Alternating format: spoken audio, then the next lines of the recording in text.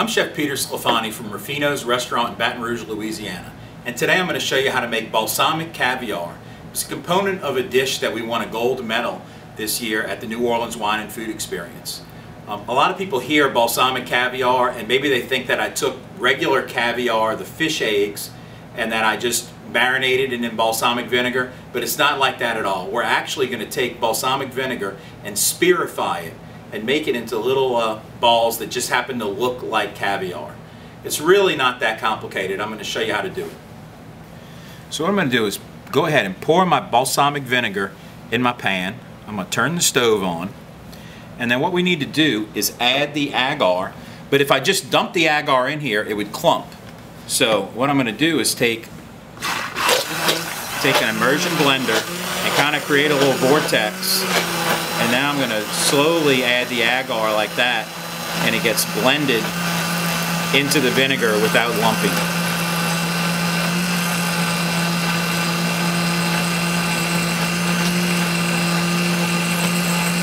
You could also do this with a blender, but I really like using this little immersion blender because I don't have to dirty the blender, and I can just bring this right over to the stove and do it on the right on the stove. So now the agar is blended in, and we now just need to bring this to a simmer and let it simmer about 1 minute to activate the agar. So it's just like gelatin. If you were making Jello at home, you'd have to use boiling water to activate the gelatin. And agar really is it's like a type of gelatin. A lot of people look at these things and they think that we're adding chemicals to the food, but agar is completely natural. It's a seaweed that they use in Japan. They just dry it and grind it.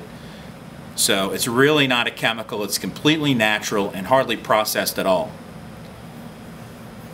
So I'm just going to stir it just a little bit while we wait for it to come to a simmer.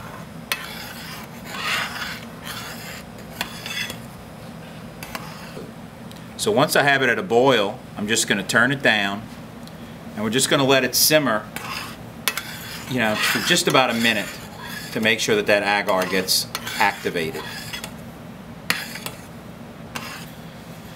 So now we're going to take our balsamic mixture, and I'm just going to pour it into a little squeeze bottle.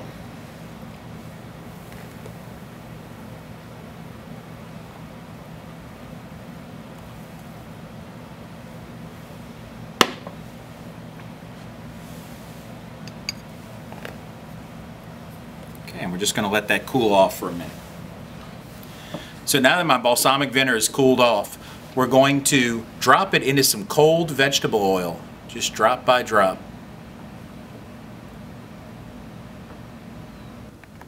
So as I drop it into the cold vegetable oil, all I really need is for the vinegar to get down to about 88 degrees.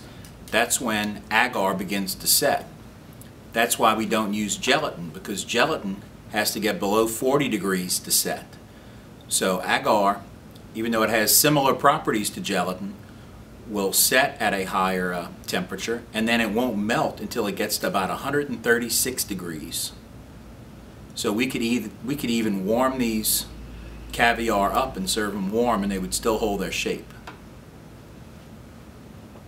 Okay, so once we have the balsamic is set, we're just going to pour it into a strainer, and we're going to catch all of the caviar.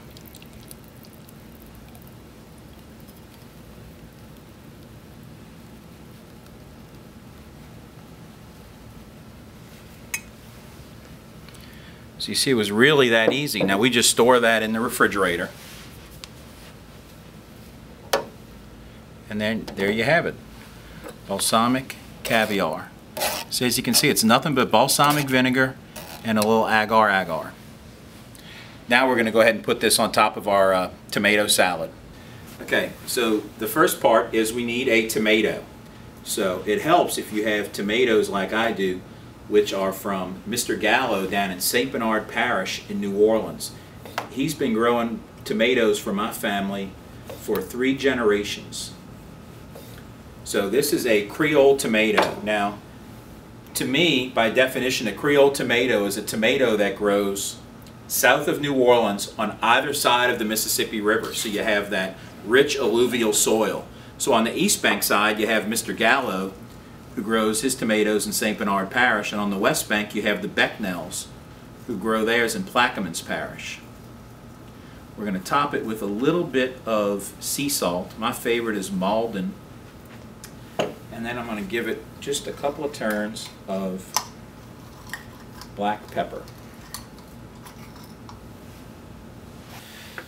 So next, we're going to use burrata cheese. Now everybody's familiar with that caprese salad with the tomato and the sliced mozzarella. Burrata is a type of mozzarella, but the mozzarella is pulled into a sheet and then stuffed with little pieces of mozzarella and heavy cream, and it makes it taste very buttery. So you can see here that it almost looks like it has ricotta cheese on the inside, but that's just pieces of mozzarella and butter, and in Italian burrata means buttered. So now we're going to use some of our caviar, and we're going to put our caviar right on top.